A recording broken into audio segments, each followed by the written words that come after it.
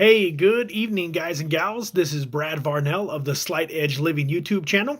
I am coming at you tonight from Las Vegas, Nevada, as usual. Tonight, I am going to discuss a couple of poker hands. I think there's some interesting things that came up during my last session that go along with some good poker and also some lessons to learn about life and success just in general.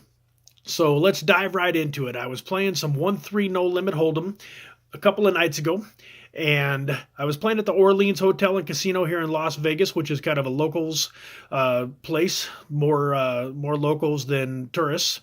But the action is pretty good. The buy-in in a 1-3 game there is 100 to 500, so you get a little bit more deeper stacks than you do in just a regular 1-2 game, where the buy-in is from 100 to 300. And anyways, I bought in for 300 to start the session, and a couple of hands in, I got pocket tens in the big blind, and the under the gun +2 position raised to 15. So that's a pretty solid open. It's a 5x, a little bit bigger than I think is optimal, but in these games, in live games, people definitely tend to raise a lot bigger than they do in a online game. For instance, in an online game, especially if you get it to any respectable level, you'll almost never see a 5x open unless it's just a total fish at the table. So anyways, hard to tell. I'm new to the table. I don't have any idea if this guy is tight, loose, in between. In general, I noticed that a lot of players in the lower limits play way too many hands, so I thought there was a good possibility he could be raising with, anything from ace-10 suited to pocket sevens, 6-7 suited, king-queen, all of the premium hands, obviously, but I felt like there was probably a pretty good range of hands that my tens had slaughtered also in the mix. Two to his left, under the gun +4, smooth called the 15, and this is a gentleman that I actually work with and I know pretty well. I don't know a whole lot about his poker game, but I assumed that he's relatively solid and not, splashing around. If he called 15, he probably had a reasonable, respectable hand. But I also figured he didn't have one of the best hands like pocket aces, pocket kings, pocket queens, ace king suited, that kind of stuff. And then the button ended up calling 15, so it's on me now. The little blindfold, and it's on me. And I had a decision to make. A lot of times here in this spot, I'm just going to call the 12 more and try to hit a set.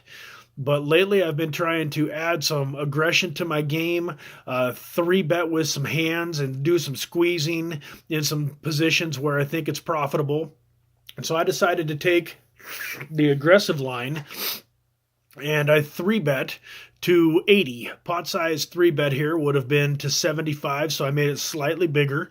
And the reason that I made it 80 instead of a number like 45 or 50 was I was really looking to just take the pot down. I thought that a huge percentage of the time I was going to just win the $45, $46 in money, the dead money in the pot.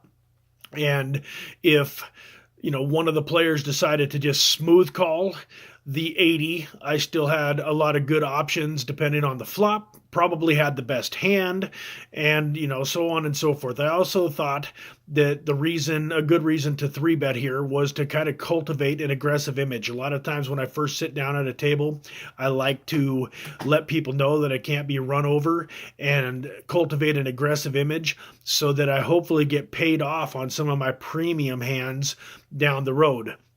So with that, I made it 80, and now the under the gun player re-raised me, or the under the gun +1, the original raiser re-raised me to 280.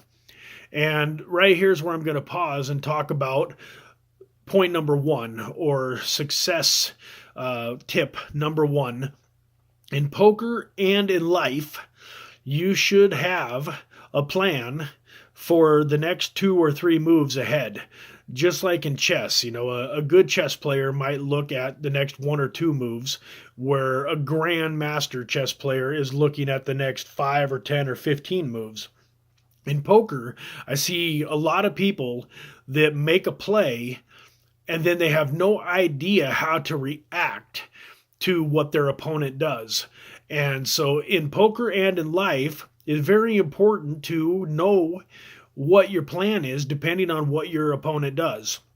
So I am going to be the first one to admit that I made a mistake in this hand, and I hadn't really accounted for what I was going to do if I got re-raised. Now, generally speaking, in these types of games, a re-raise like that to 280 means that my 10s are probably crushed, and probably the right play is to fold. At the same time, when you start looking at the mathematics of the situation, the pot odds, he's now put in effectively 300. I started with 300, so he's put in 300. I've put in 80. That's 380 plus the additional two $15 callers puts the pot at over 410, and I have about 220 left in my stack. So I'm basically getting very close to 2-1 on my money. And if you figure out the fact that I am a reasonable favorite over ace king and ace queen, hands that could potentially decide to go for it in this situation, folding is certainly not totally clear cut. At the same time, I don't love stuffing in 150 big blinds with pocket tens when there's a very good chance that I'm up against aces, kings, or queens in this spot. So I really didn't think about it hard enough until it was too late. And long story short, the Under the Gun +4 player made a couple of comments which led me to a fold. And what he ended up saying was, if the player that made it 280 had folded, he was going to then shove on me. And I realized that the only hand that made sense to do that with would be ace king. So if he's got aces or kings or probably even queens right there, he's probably going with it.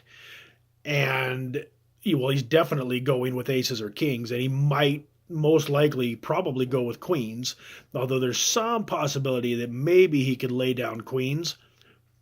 And even though I believe that he folded ace-king and that made it less likely that my opponent had a hand like aces or kings, it also led me to believe that it was less likely that he had a hand like ace-king, and that he was either, totally making a move with a hand that didn't warrant the bet to 280, or he probably had me crushed. He'd either decided to he had jacks or queens and was going with it, or he had gotten lucky enough to still pick up aces or kings. So when it folded around to me, I decided to run away and fight another day, and I decided to go ahead and fold. But the main point about this hand, the main takeaway as far as life in general, is that when I started thinking about re-raising before the flop, making it 80, I should have kind of decided before I did it whether or not I was going for it if I got re-raised. Now, there's always some intangibles. There's always some live reads. There's some things that you need to take into account. Bet sizing. If the guy would have re-raised my 80 to, 180, maybe it gives me a little bit of a different decision. Although I really think in this spot, raising to 80 and then folding is a reasonable play, but I just don't like the pot odds. So to be honest, it's kind of a spot where I'm still a little confused as to what the absolute best play is. I think that calling the 13 more, the 12 more, and just seeing a flop and looking to flop a set and win a huge pot, or, if the flop comes all cards lower than a 10, check calling a bet or two and seeing where the hand leads me is probably not a bad option. So I think in future, I'd be less likely to 3-bet with a hand like tens that I'm going to fold to a 4-bet, and pick some, if I'm going to 3-bet, maybe pick some bluffier hands that are easier to make that decision with. So in other words, if I had a hand like ace-8 suited, maybe it's a good spot right there to go ahead and 3-bet and try to pick up the $45. If I do just happen to get called, I still have a valuable hand that can get lucky and still win the pot. But it's an easy fold in this situation. If somebody raises to 280, it's an easy fold when it comes back around to me, where pocket tens was kind of a tough decision, and I still don't know if I made the right decision. I did, in fact, find out that the 4-seed, or the Under the Gun +4 player, did have ace-king. So as I said earlier in this video, I thought that's a hand that he would have re-raised, but it turns out that he was trying to trap that guy. And that leads me to believe that maybe this guy was a little bit more loose and aggressive than I gave him credit for. Maybe I made a bad laydown with the tens. It's really hard to say. That's the other problem with an aggressive move like this when you're brand new to the table is, you don't really know what you're up against. If I would have been playing with this guy for a couple of hours and seen him make similar plays with weak hands, like if I saw him make this play with ace jack or pocket eights or something along those lines, then I just got to grit my teeth and put the money in. So, but like I said, once again, it may or may not have been a great play, but it was kind of an interesting spot. One thing that played into my decision a little bit, and it shouldn't usually come up, but I had decided on this night that I just went down to the casino kind of on a whim late at night, and I just took the $300 with me. I just wanted to give it heck with one buy-in. And so, not that I really cared about going broke and going home after 3 hands, but at the same time, I really felt like folding was going to conserve $220 of my capital, give me plenty of money to, move forward and play good poker for the rest of the night, make a good comeback and still make some money, which as you will see in the next couple of videos, that is, what happened to a certain degree. So had I had $1,000 with me that night, been planning on buying in for 3 or 4 bullets or something along those lines, I might have went ahead and decided to go for it. But I really felt like best case scenario, I was probably getting it all in against ace queen, ace king.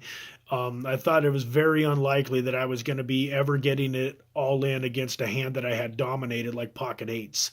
So in that particular situation, I really felt like going ahead and making the fold, even though it might have been a little bit of a tight fold and maybe not the correct fold. Definitely gave me a better chance of having a good successful session that night than going for it, because if he's got the aces or kings, then 80% of the time I'm out of the game, headed home. And even if he has ace king or ace queen, 45% of the time, 43, 44, 45% of the time, he's going to still get lucky and end up beating me. So anyways, that was the first hand of the night, kind of got the ball rolling, and in the next couple of videos, I'm going to go through a couple of hands where I actually won some money, and they're a little bit funner to remember, at least for me. So, folks, I hope you're having a great day. Thank you for listening in. If you haven't hit the like and subscribe button yet on the YouTube channel, please do that. That helps me greatly, and like I said, I definitely appreciate you tuning in, and we will talk to you again tomorrow. Take care.